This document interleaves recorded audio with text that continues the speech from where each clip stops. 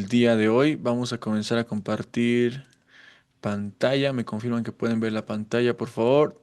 Ahí está. Bien, entonces, doctores, ya vimos que los antibióticos se clasifican en cinco de acuerdo al mecanismo de acción.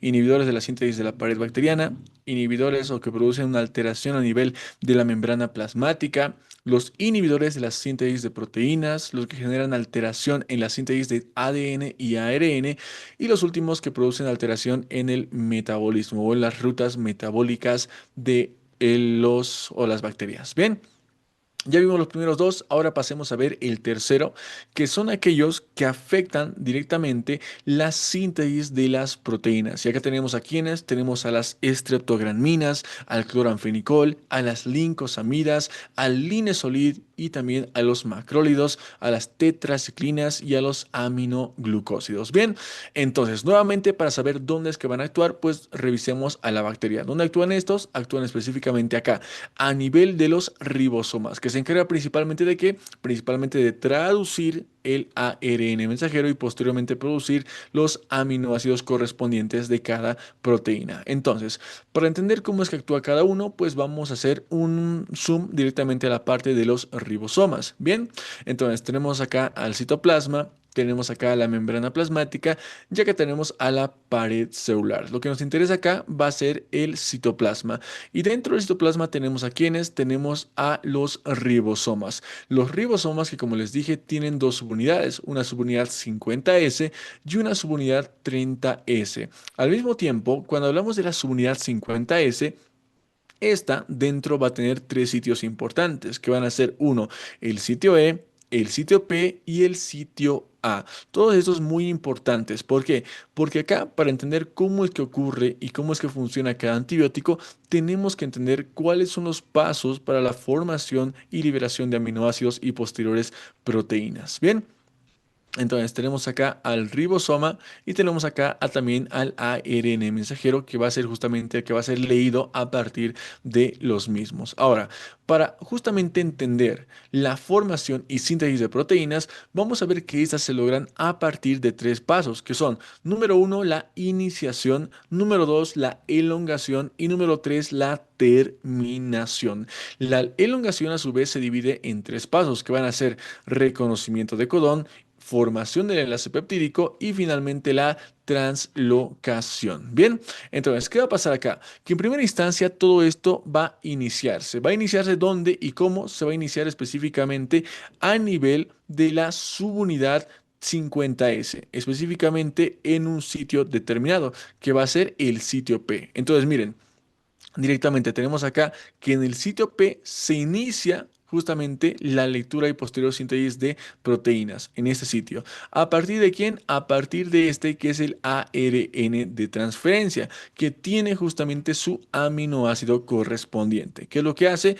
Que este se une en el sitio P de la subunidad 50S y posteriormente con su respectivo codón para iniciar posteriormente la lectura. Entonces, una vez que iniciamos, vamos al paso número 2, que es la elongación y reconocimiento del siguiente codón. Entonces, ¿qué pasa? Que posteriormente, cuando ya tenemos en el sitio P al ARN de transferencia con su aminoácido, viene otro ARN de transferencia, pero esta vez se acopla acá, a nivel del sitio A dentro de la subunidad 50S, lo que se denomina como reconocimiento de codón. Acá básicamente se reconoce el codón y se reconoce el aminoácido. Ahora, una vez que tenemos el mismo, ¿qué va a pasar? Pues la formación del enlace peptídico. ¿A qué me refiero con esto? A que directamente, miren, el aminoácido que se encontraba en la unidad P de la subunidad 50S, lo que va a hacer es que se va a transportar y va a dirigirse acá, va a dirigirse juntamente con el aminoácido que se encuentra con el ARN de transferencia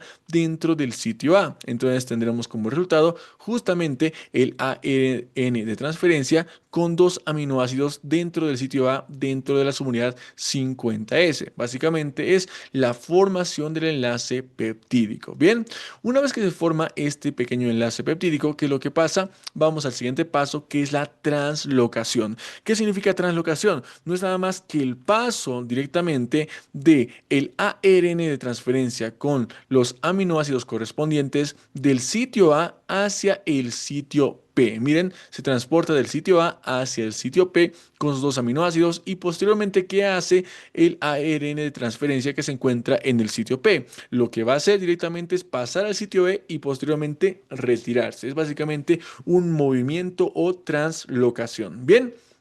Entonces, así es como se va formando directamente la síntesis de proteínas dentro de los ribosomas. Y esto va a ocurrir varias veces dentro de estos mismos. Directamente va a venir otra vez otro aminoácido a nivel del sitio A, posteriormente va a traer un aminoácido, posteriormente el aminoácido se va a acoplar en el sitio P y se va a acoplar una y otra y otra y otra vez y las veces que sean necesarias hasta que directamente la orden a partir del ADN y el ARN se termine de finalizar. ¿Y qué es lo que va a pasar una vez que ya tenemos todos los aminoácidos para formar la proteína correspondiente? Que directamente vamos a ver que vamos a encontrar directamente a toda esta cadena totalmente ensamblada y lista para producir una proteína. Y entonces, ¿qué va a pasar? Que directamente una proteína, que es la proteína de terminación, que es la que estamos viendo acá, se va a acoplar acá a nivel del sitio A de la subunidad 50S. Y al acoplarse a este nivel, ¿qué va a provocar? Va a provocar y va a indicar que esto se finalice. Y cuando se finaliza, ¿qué es lo que pasa? Que directamente los aminoácidos salen y forman ya una proteína en concreto, que servirá para formar más adelante la pared celular, la pared bacteriana, entre otros. Bien, entonces una vez que ocurre esto, ¿qué es lo que pasa más adelante? Que directamente los ribosomas y las subunidades se separan porque esto acaba de finalizar. Pero básicamente son estos los pasos que hacen posible la formación y posterior síntesis de las proteínas y que se sintetice esta proteína final. Bien. Ahora, ya entendiendo esto, nosotros vamos a entender dónde es que van a actuar cada uno de estos antibióticos. Primeramente, como les dije, los que se encuentran en el cuadro verde son aquellos que van a actuar a nivel de la subunidad 50S, que van a ser directamente las estreptogramminas, el cloranfenicol, las lincosamidas, el inosolid y los macrólidos. Y por otra parte, las tetraciclinas y los aminoglucósidos van a actuar justamente inhibiendo a esta que es la subunidad 30S. Bien, entonces, primeramente hablemos de las tetraciclinas y los aminoglucósidos.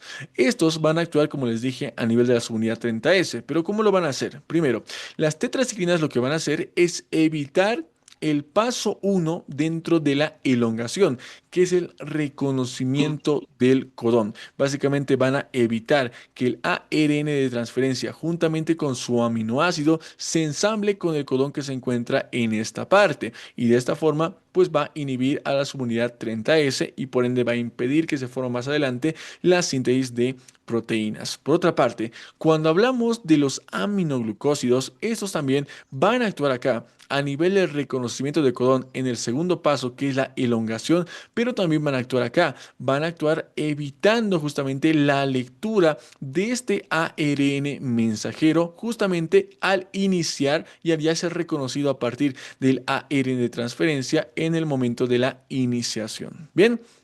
Ahora, por otra parte, estos otros antibióticos donde van a actuar, pues van a actuar a nivel de la subunidad 50S, estreptogramminas, cloranfenicol, lincosamidas, linezolid y macrólidos. Pero ¿cómo lo van a hacer? Primero, si hablamos del cloranfenicol, lo que va a hacer este es evitar la formación del enlace peptídico. Recuerdan que les dije que una vez que tenemos un ARN de transferencia en el sitio P y en el sitio A, directamente desde el sitio P pasa al sitio A. Justamente este paso de formación del enlace peptídico es lo que evita el cloranfenicol y de esta forma evita la síntesis de proteínas a partir de los ribosomas. Por otra parte, si hablamos del linezolid, ¿qué es lo que va a hacer? El linezolid va a actuar principalmente en el paso de la iniciación de la síntesis de proteínas. Específicamente va a evitar que el ARN de transferencia se acople en el sitio P de la subunidad 50S y traiga ese aminoácido correspondiente. Y por ende, si evita esto, directamente va a bloquear la síntesis de proteínas a partir de los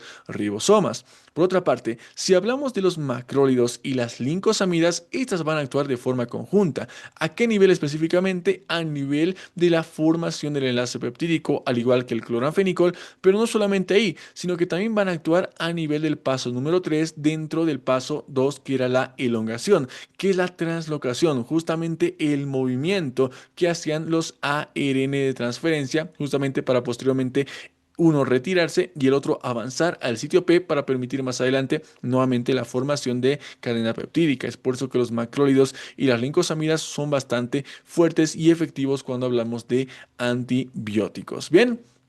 Y por último, ¿qué va a pasar con las estreptogranminas? Las estreptogranminas lo que van a hacer es de igual forma van a actuar frente a la formación del enlace peptídico juntamente con el cloranfenicol y los macrólidos, pero estos realmente van a ser bastante, pero bastante potentes, tanto que muchas literaturas ustedes lo van a leer, los consideran como bactericidas y en gran parte también son considerados bactericidas los aminoglucósidos porque cumplen funciones en dos segmentos muy importantes. Las estreptogranminas lo logran gracias a las partes que tienen en su interior, que son las estreptogranminas de tipo A y de tipo B. Bien, pero de forma general, así es como van a actuar cada uno de los inhibidores de la síntesis de las proteínas. Para eso nos sirve justamente entender lo que acabo de explicarles. Ahora, nuevamente, está bien si alguien les pregunta, por ejemplo, qué es una tetraciclina o qué es un macrólido y ustedes le responden, son inhibidores de la síntesis de las proteínas. Hasta ahí está muy bien.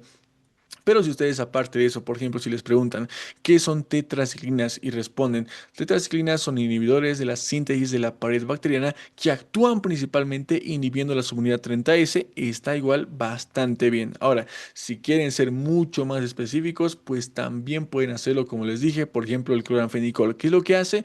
Es un inhibidor de la síntesis de las proteínas que actúa directamente en el paso 2 que es la elongación de la síntesis de proteínas, evitando la formación del enlace peptídico, pues va a ser mucho más complejo y mucho más completo para ustedes y seguramente les va a ir bastante bien en sus pruebas y más adelante porque entender eso realmente es importante. Bien, entonces, entendiendo todos y cada uno de estos fármacos, ahora pasemos a ver lo que les mostré anteriormente, que son las mnemotecnias. ¿Cómo nos aprendemos y cómo nos memorizamos cada uno de esos fármacos? Pues a partir de estas mnemotecnias y estas imágenes, que son, primeramente, esta imagen. Miren, tenemos acá una persona bastante estresada, bastante complicada, está incluso a punto de enojarse y reventar, está bastante estresada, con mucho estrés. Por otra parte, acá podemos ver que podemos ver un clima bastante agradable, no hace mucho calor, tampoco hace mucho frío y vemos que ahí se encuentra el arco iris, por lo tanto vemos un clima bastante, pero bastante agradable. Y finalmente vemos acá un corazón que indica directamente y tiene que ver mucho con la parte del amor. ¿Cómo tienen que relacionar ustedes todo esto? Tienen que relacionarlo de esta forma. Primero, que cuando una persona está estresada, generalmente no quiere hacer nada, pero si la paciente o la persona, perdón, no tiene estrés, pues generalmente ama el clima, lo ama todo. Entonces, sin estrés, clima, te amo. Sin estrés, clima, te amo. Ustedes tienen que recordar estas palabras y no se les van a olvidar estos antibióticos. Bien. Entonces, veamos a qué hace referencia cada palabra. Primero, cuando hablamos de estrés, este hace referencia a las famosas estreptogranminas. Estrés, estreptogranminas. Por otra parte, si desglosamos clima, vamos a ver que Cl hace referencia al cloranfenicol, Li a las lincosamidas, Li al linesolid y por último, Ma a los macrólidos. Y por último, si hablamos del te amo, tienen que recordar que te amo son los que directamente actúan a nivel de la subunidad 30S. Y acá vamos a encontrar a las tetraciclinas y a los aminoglucósidos. Entonces acá tenemos estreptogranminas, cloranfenicol, lincosamidas, linesolid, macrólidos, tetraciclinas y aminoglucósidos. Sin estrés, clima, te amo. Sin estrés, clima, te amo. No tienen que olvidar para nada esta mnemotecnia y más adelante se las voy a volver a preguntar. Bien. Entonces, ya teniendo en claro esto, pasemos a ver la siguiente familia dentro de los antibióticos, que son aquellos que interfieren en la síntesis del ARN y la síntesis del ADN. Acá vamos a encontrar a quienes, vamos a encontrar a las quinolonas, al metronidazol y a la rifampicina. Pero, ¿qué van a hacer estos y cómo van a actuar? Lo vamos a ver. Nuevamente tenemos acá a la bacteria y acá lo que nos va a interesar básicamente va a ser la parte del ARN y la parte del ADN. ADN. Entonces, hagamos un acercamiento. Tenemos acá el citoplasma, tenemos acá la membrana plasmática, ya que tenemos a la pared celular o a la pared bacteriana. La parte que nos interesa acá va a ser la parte del ADN y ARN en el citoplasma. Bien, ahora, ¿qué quiero que veamos acá? Que cuando hablamos del ADN y ARN, realmente las dos funciones que nos interesan van a ser, uno, la replicación y dos, la transcripción. Entonces, ¿qué pasa? Que la replicación se logra gracias a una enzima que es la famosa DNA girasa. ¿Qué es lo que va a hacer esa enzima? Se va a encargar, en palabras sencillas, juntamente con la topoisomerasa 4, de desdoblar, de desenrollar justamente el ARN. ¿Para qué? Para que más adelante otros ARN que se encuentren por ahí vengan, hagan la lectura y posteriormente generen la replicación de este ADN. ¿Pero a partir de quién? A partir de la topoisomerasa 4 y a partir de la DNA girasa es que se logra directamente la replicación del ADN. Por otra parte, si hablamos del ARN, vamos a encontrar que acá lo más importante principalmente va a ser la transcripción. ¿Y cómo se logra esto? Principalmente, nuevamente, se desenrolla todo este ADN y posteriormente una hebra es la que va a ser copiada a partir de una enzima nuevamente. ¿Qué enzima va a ser esta? Va a ser la famosa RNA polimerasa. ¿Qué es lo que va a hacer esta?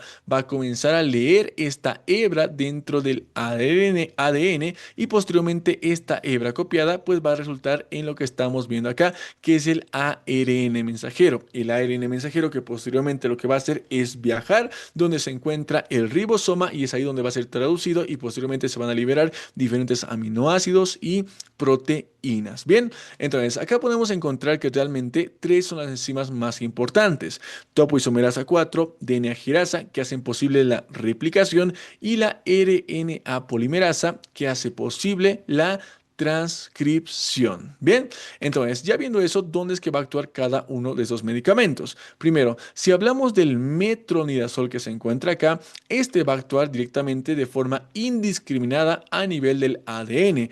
¿Qué es lo que va a hacer en el ADN? Lo que va a hacer, en palabras sencillas, es que va a actuar como una tijera directamente que va a cortar las hebras y va a dar como resultado esto que estamos viendo acá. Y por ende, si se cortan las hebras por completo dentro del ADN o del ARN, como resultado vamos a tener directamente que no hay órdenes dentro de esta célula y por ende tenemos la acción bactericida.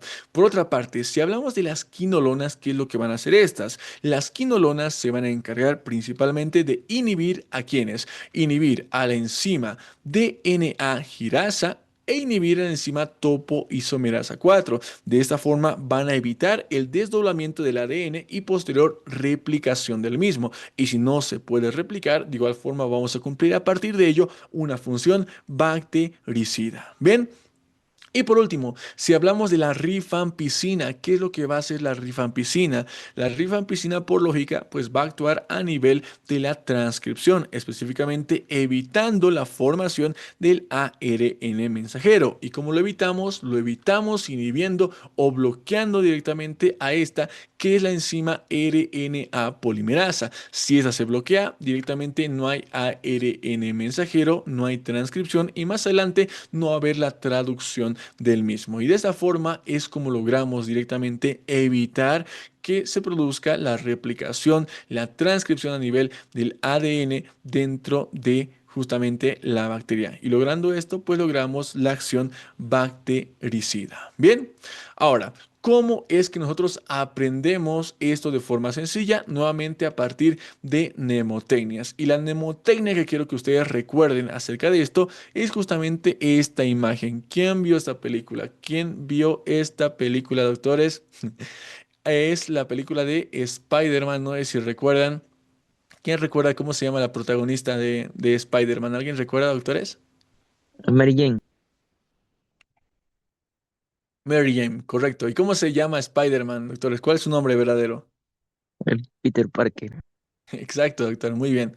Y justamente quiero que recuerden eso. Quiero que recuerden el amor que tiene Peter Parker por Mary Jane. Tienen que recordar esta imagen, tienen que recordar que Peter Parker quiere a Mary, quiere a Mary.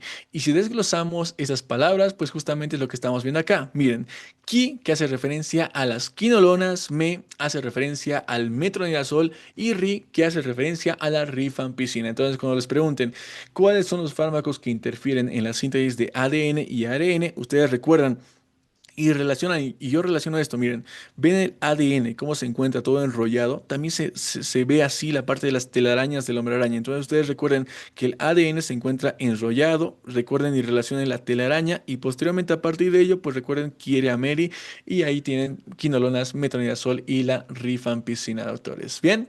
Entonces ya tenemos a la cuarta familia y esta es la última familia, doctores. Vamos, la última familia, que son aquellos que se encargan de inhibir las vías metabólicas. Y acá quienes tenemos, tenemos a las sulfonamidas y tenemos al trimetoprim. Acá es mucho más sencillo. ¿Qué es lo que van a hacer?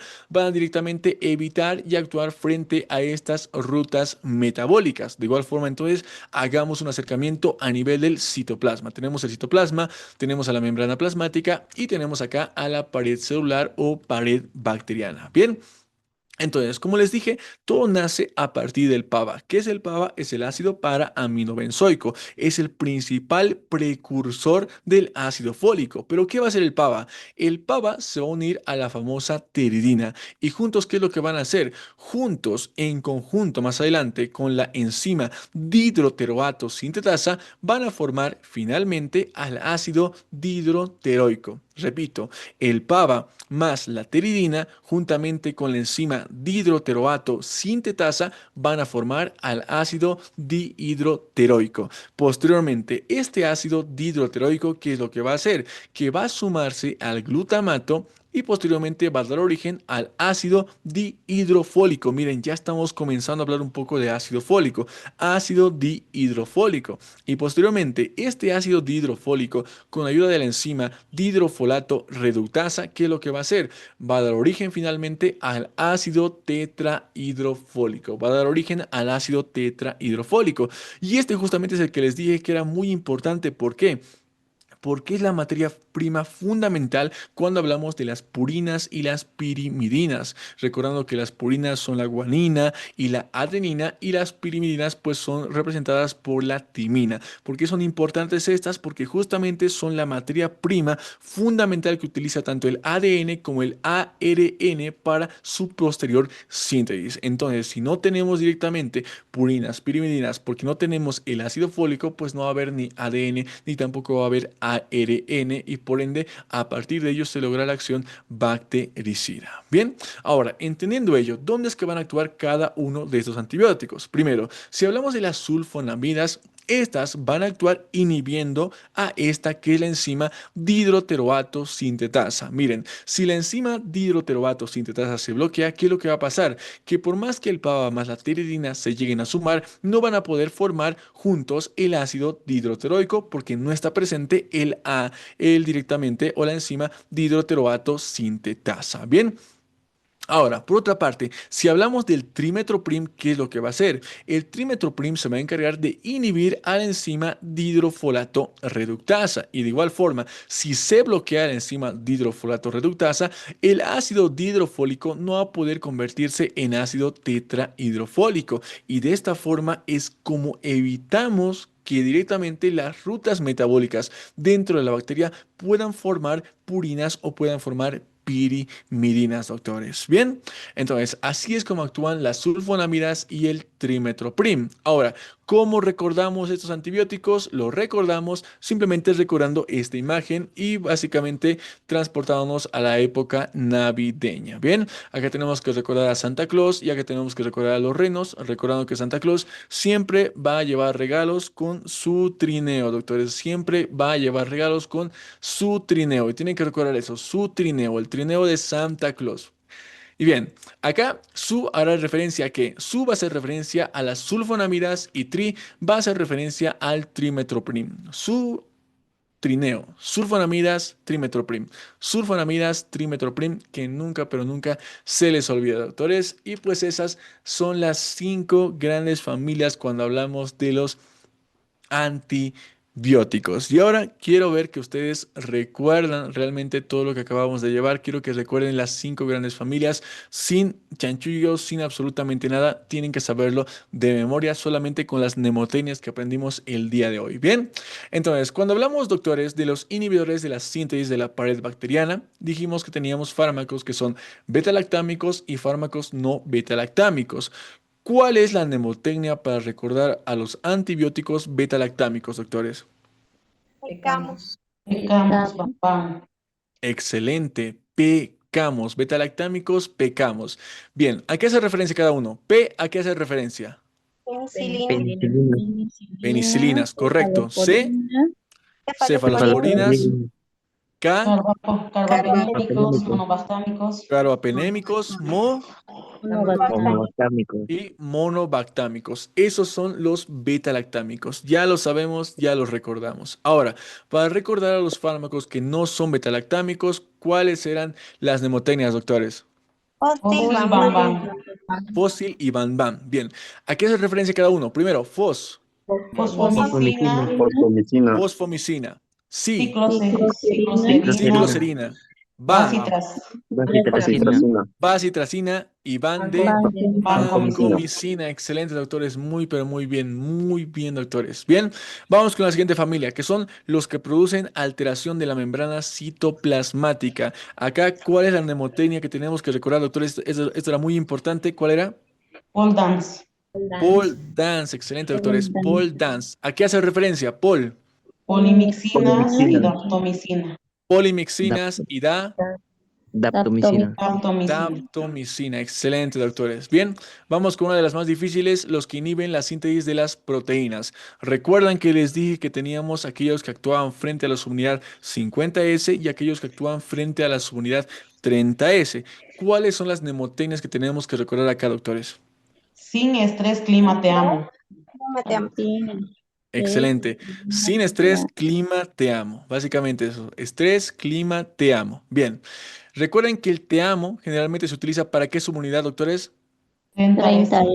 30 30S, correcto. Bien. Entonces, ¿qué significa cada uno? Estre, Estreptograminas. Estreptograminas. estreptograminas, clo o cel, Cloramfenicol. Chloramphenicol. cloranfenicol, li, lincomicinas, lincomicinas, lincosamidas, lincosaminas, Linesolid. linesolid, Linesolid. ma, Macrolio. Macrolídeos. macrólidos, te, Tetraciclina. Tetraciclina. tetraciclinas Aminoglucósidos. y Aminoglucósidos. glucósidos. Excelente, doctores, excelente. Recuerden, los de arriba, subunidad 30S, los de abajo, subunidad, digo, perdón, los de arriba, subunidad 50S, los de abajo, subunidad 30S. Estrés, clima, te amo. Vamos con la cuarta gran familia, aquellos que interfieren en la síntesis de ARN y ADN. ¿Qué teníamos que recordar acá, doctores? ¿Qué teníamos que recordar? Telarañas. Te quiero, Mary Jane. Mary. Quiero a Mary Mary Jane. Quiere a Mary. Mary. Que Peter Parker quiere a Mary, ¿cierto? Tienen que recordar eso. Quiere. Quiere a Mary. Entonces, ¿a qué hace referencia esto? Ki, Quinolona. Quinolonas. quinolonas, me, Metronidazol. Metronidazol. metronidazol y ri. Rifampicina. Piscina, excelente, doctores, excelente. Y vamos con la última, que es la inhibición de las vías metabólicas. Tenemos que acá adentrarnos y viajar a la Navidad. ¿Qué tenemos que recordar acá, doctores? Trineo. Tutrineo. Su trineo, que hace referencia su a Sulfonamidas. sulfonamidas y tri a Trimetroprim. trimetoprim. Excelente, doctores, excelente. Un aplauso para todos ustedes. Muy, pero muy bien. Realmente al principio es complicado, pero se dan cuenta que con mnemotecnias es mucho más sencillo. Espero que las mnemotecnias realmente las utilicen, que les sirva, porque yo hasta ahora sigo utilizando muchas mnemotecnias de esas para recordar los antibióticos.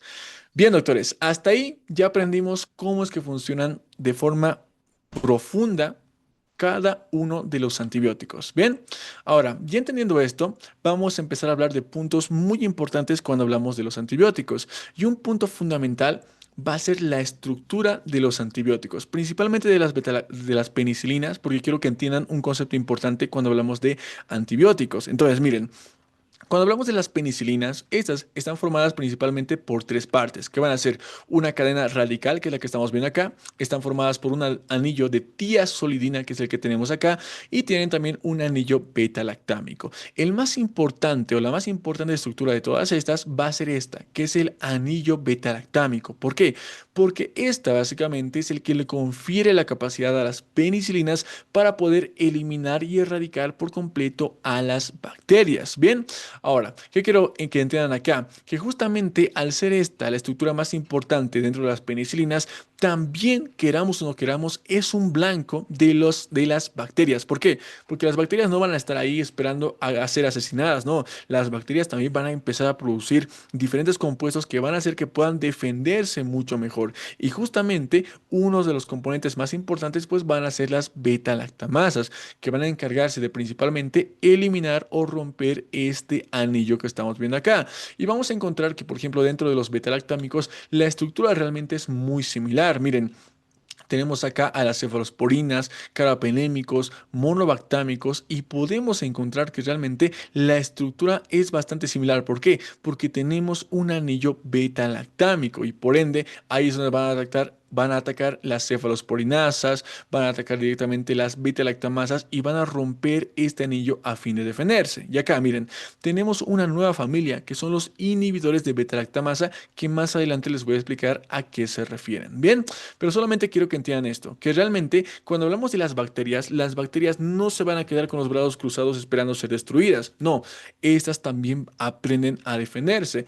Y vamos a encontrar que son cuatro los mecanismos a partir de los cuales las bacterias se defienden, que van a ser, número uno, la inactivación del antibiótico por beta-lactamasa. Número dos, modificación del PBP, que es proteína de unión a la penicilina blanco. Tres, penetración alterada del fármaco a la PBP, proteína de unión a la penicilina blanco. Y número 4, flujo de salida de antibióticos. Expliquemos cada uno. Primero, por ejemplo, tenemos acá a la penicilina, sabemos que la estructura es así como les dije, y ¿qué es lo que pasaba acá? Que directamente las beta-lactamasas producidas por las bacterias pueden ser capaces de ¿qué? De romper directamente este anillo que estamos viendo acá, miren, lo pueden cortar como estamos viendo, y si todo este anillo se corta directamente, van a destruir por completo al antibiótico y no le va a hacer absolutamente nada. Es muchas veces a lo que se conoce como resistencia a los antibióticos, y aunque no lo crean, hay muchas bacterias que realmente pueden generar resistencia a la mayoría de los antibióticos. Bien. Entonces, esta es la principal forma a partir de la cual las penicilinas se pueden defender frente a los antibióticos. Otra forma, ¿cuál va a ser? Va a ser directamente la modificación de la PBP blanco. La PBP es la proteína de unión a la penicilina, también llamada transpeptidasa. Entonces, ¿qué pasa acá?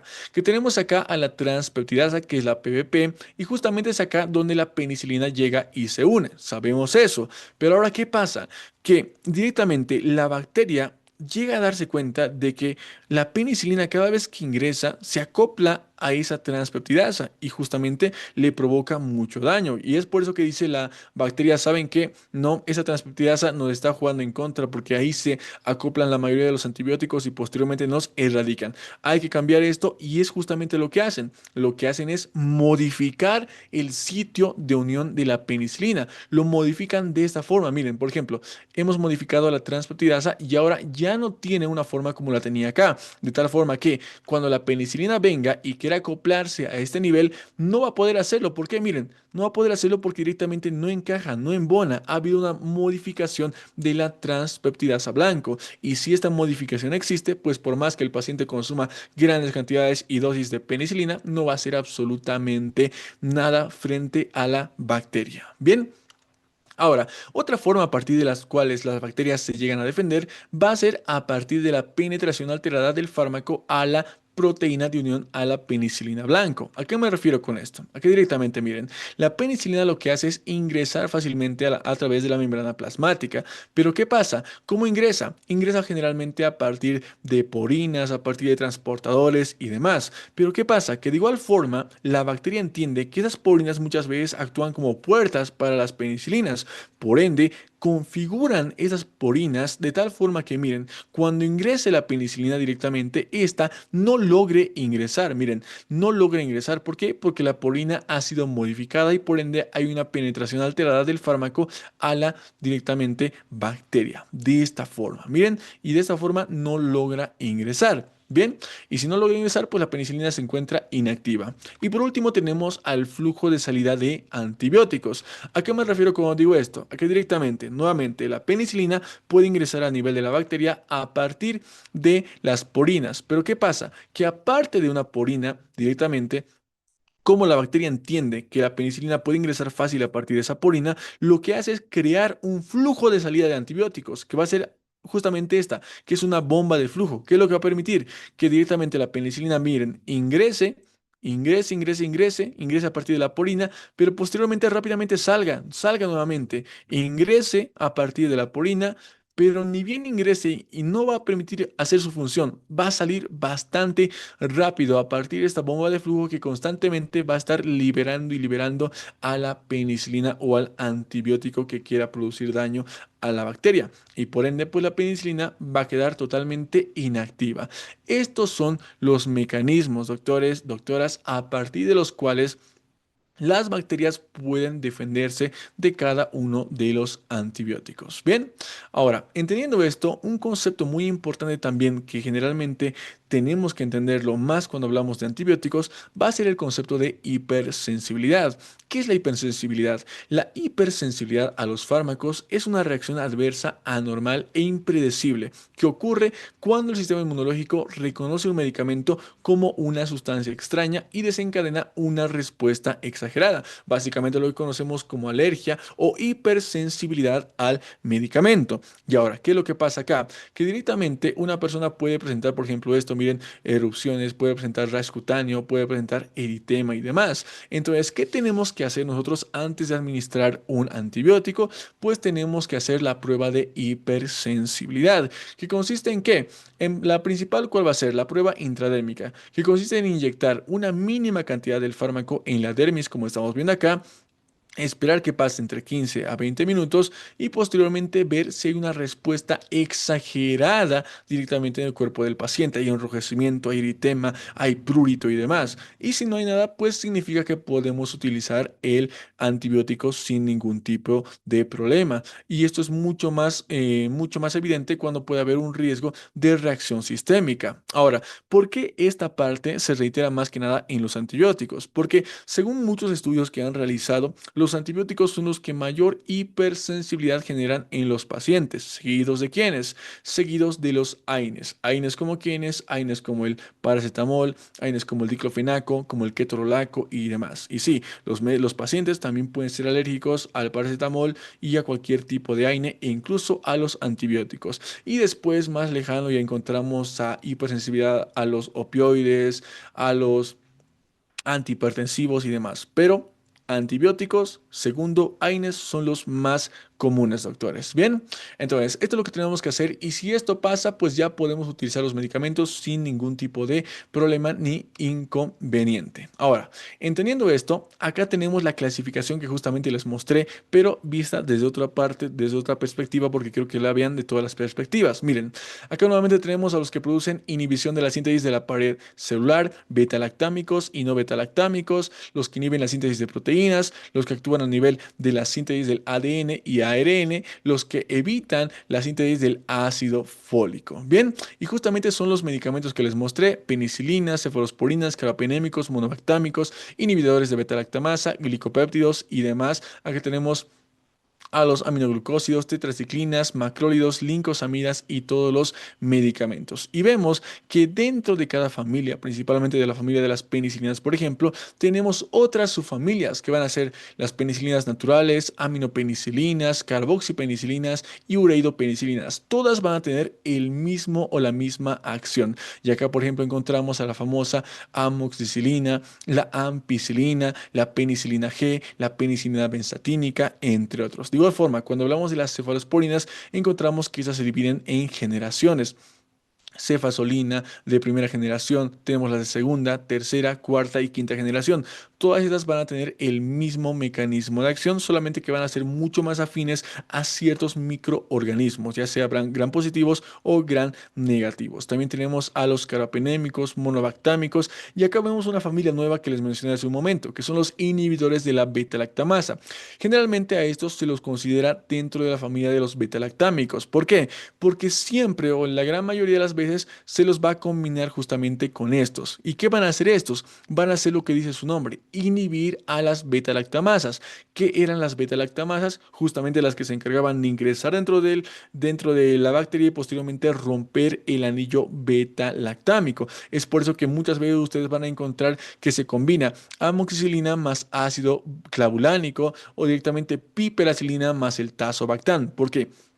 Porque estamos utilizando el antibiótico y al mismo tiempo estamos utilizando como un guardaespaldas que va a ser el inhibidor de la beta-lactamasa que va a destruir a la beta-lactamasa, pero no tiene efecto antibiótico, pero sí ayuda mucho de forma indirecta a los beta-lactámicos. Bien, entonces, ¿a qué quiero ir con todo esto? Que básicamente son muchas las familias y muchos los medicamentos que forman parte de cada uno de estos. Y una forma muy buena de aprendernos todo esto de forma sencilla es entendiendo la cobertura que tiene cada antibiótico y es lo que vamos a ver entendiendo la cobertura de los gram positivos y de los gram negativos. Miren, los principales o las principales bacterias gram positivas, ¿cuáles van a ser? Van a ser el Streptococcus pneumoniae, los estreptococos del grupo A, del grupo B, que se conocen como Streptococcus piógenes, Streptococcus agalactiae, la listeria, los enterococos, la vancomicina, los Staphylococcus aureus meticilino resistente y meticilino sensible. Estos son los más importantes representantes dentro de los gram positivos. Y una mnemotecnia, por ejemplo, que yo tengo para recordar todos estos es simplemente entender cuáles tienen una T en medio. Por ejemplo, si dice estreptococo o estafilococo, sabemos que es una bacteria gram positiva. Bien, entonces a partir de ello, ¿qué antibióticos van a funcionar bien frente a estos? Primero, si hablamos de bacterias Staphylococcus aureus meticilino sensible, las penicilinas antiestafilocócicas, las cefalosporinas de primera generación y las fluoroquinolonas van a actuar bastante bien. Por otra parte, si hablamos de los Staphylococcus aureus meticilino resistente, vamos a encontrar que las cefalosporinas de quinta generación, la vancomicina, el trimetoprim, el sulfamethoxazol, que justamente les dije que se utilizaba en combinación en forma de cotrimoxazol en la parte de farmacodinamia, la clindamicina, el inosolid, la doxiciclina y la dapsomicina van a actuar bastante bien frente a esta bacteria. Por otra parte, cuando hablamos de Streptococcus pneumoniae, que generalmente produce neumonía, las penicilinas, aminopenicilinas, cefalosporinas de tercera generación, fluoroquinolonas, macrólidos y clindamicina van a actuar bastante bien. Si hablamos de los estreptococos del grupo A o del grupo B, de igual forma, penicilinas, aminopenicilinas, cefalosporinas de primera generación, trimetoprim, sulfamethoxazol, macrólidos y clindamicina van a actuar súper bien. Si hablamos de enterococos, las penicilinas, aminopenicilinas y la nitrofurantoína van a actuar súper bien. Si hablamos de la listeria, aminopenicilinas, trimetoprim, sulfamethoxazol van a actuar de igual forma bastante bien. Y por último, si hablamos de la vancomicina, está más indicada principalmente en alérgicos a la penicilina, en bacterias gram positivas resistentes, excepto Staphylococcus aureus meticilino resistente y enterococos resistentes a la vancomicina, pero es bastante buena y efectiva en alérgicos a la penicilina. Bien, entonces esto cuando hablamos de la cobertura de bacterias gram positivas. Ahora, si hablamos de los gram negativos, ¿cuáles son los más típicos que vamos a encontrar? Principalmente podemos encontrar acá al Treponema pallidum, que produce sífilis, como sabemos, a los de cepa BLE. También vamos a encontrar a la Klebsiella, a las enterobacterias, al Proteus, a la famosa E. coli, Serratia, Neisseria, a Haemophilus influenzae, Pseudomonas, Clostridium difficile, entre otros. Bien, y ahora veamos cuáles van a ser efectivos frente a ellos. Si hablamos de Haemophilus influenzae, Enterobacterias, Neisseria serratia, Proteus, E. coli y Klebsiella, van a ser bastante efectivos las aminopenicilinas, excepto para Enterobacterias, Serratia y Neisseria. También las antiseudomonas van a actuar bastante bien frente a todas. Las cefalosporinas de primera generación van a actuar muy bien, excepto para Proteus, E. coli y Klebsiella. Las cefalosporinas de segunda a cuarta generación también actúan bastante bien. Carbapenémicos, monobactámicos, fluoroquinolonas, excepto para Neisseria, y también los aminoglucósidos. Bien, por otra parte, si hablamos de las pseudomonas, acá vamos a encontrar que las aminopenicilinas van a actuar muy bien solo para Acinetobacter. Las antipseudomonas van a actuar también bastante bien para ambas. Las cefalosporinas de tercera generación, principalmente las ceftazidime. Las cefalosporinas de cuarta generación, principalmente cefepime. Los carbapenémicos, que realmente son bastante fuertes. Los monobactámicos solo para pseudomonas. Las fluoroquinolonas, como la ciprofloxacino o levofloxacino. Aminoglucósidos solamente para pseudomonas, y también van a actuar muy bien las polimixinas. Bien. Ahora, si hablamos del treponema pallidum, que principalmente provoca sífilis, como les dije, pues simplemente con una penicilina G va a ser más que suficiente. Las dosis les voy a mostrar en un momento. La doxiciclina también va a funcionar bastante bien. Por otra parte, si hablamos de las estenotrofomonas, que son bastante raras de encontrar, vamos a ver que las antiseudomonas, polimixinas y el clotrimoxazol en combinación va a actuar bastante bien. Por otra parte, si hablamos del Clostridium difficile, vamos a ver que las antiseudomonas, polimixinas y el cotrimoxazol en combinación va a actuar bastante bien. Bien, ahora, si hablamos del Mycoplasma, Clamidia y Legionela, las fluoroquinolonas van a actuar bastante bien frente a la última, macrólidos frente a las tres, cloranfenicol frente al Mycoplasma y Clamidia, y finalmente la doxiciclina bastante bien frente a las tres. Y por último, los fármacos de cepa BLE. Estos realmente son muy preguntados y seguramente en su internado se los van a preguntar si es que todavía no lo han hecho. ¿Qué son directamente las bacterias de cepa BLE? Son bacterias que producen beta-lactamasas de espectro extendido. ¿A qué me refiero? A que básicamente ningún antibiótico llega a hacerle daño. Y en este caso, ¿qué antibióticos son los indicados a utilizar? Pues justamente estos, que son los carbapenémicos. Carbapenémicos. También pueden funcionar muy bien los aminoglucósidos, polimixinas, ceftazidime y avibactam, pero más que nada los carbapenémicos, y esa es pregunta que generalmente hacen. ¿Qué antibiótico puedo utilizar frente a una bacteria cepa BLE?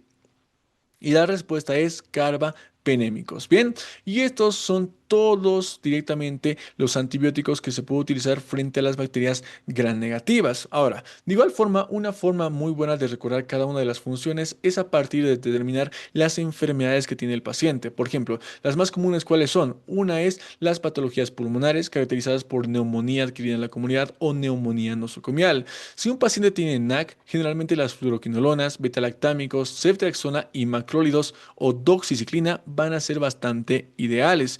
Si un paciente tiene neumonía nosocomial, vamos a ver que si se trata de una resistente a la meticilina, la vancomicina va a ser bastante efectiva. Si tenemos pseudomonas, vamos a ver que las antiseudomonas van a ser bastante efectivas, la ceftazidime y la cefepime y los aminoglucósidos. Bien, por otra parte, otra infección bastante frecuente de encontrar van a ser las itus, que pueden ser complicadas o no complicadas. Si hablamos de las altas, hablamos de las pielonefritis. Acá realmente están bastante indicadas la ceftriaxona, las fluoroquinolonas como la ciprofloxacino y las aminopenicilinas como la amoxicilina. Si hablamos de cistitis, vemos que cuando se trata de una Staphylococcus aureus meticilino resistente, la vancomicina va a estar bastante adecuada. Si hablamos de pseudomonas, las antiseudomonas, ceftazidime, cefipime y aminoglucósidos van a ser muy efectivos. Y por último, si hablamos de una ITU complicada, pues las antiseudomonas como la piperacilina más el tazobactam van a actuar bastante bien.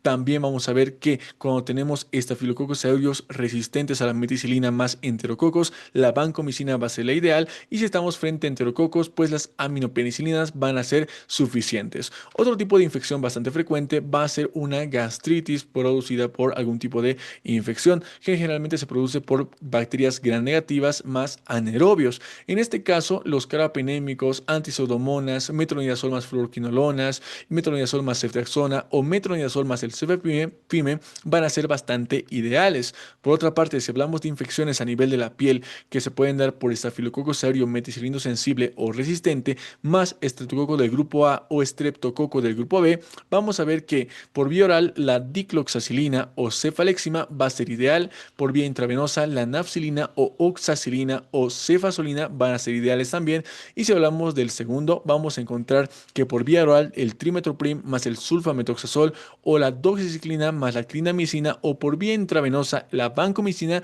va a ser bastante ideal. Bien. Y las últimas infecciones más frecuentes, pero también un poco raras de encontrar, van a ser infecciones a nivel de los huesos, a nivel del sistema nervioso o a nivel de los vasos sanguíneos.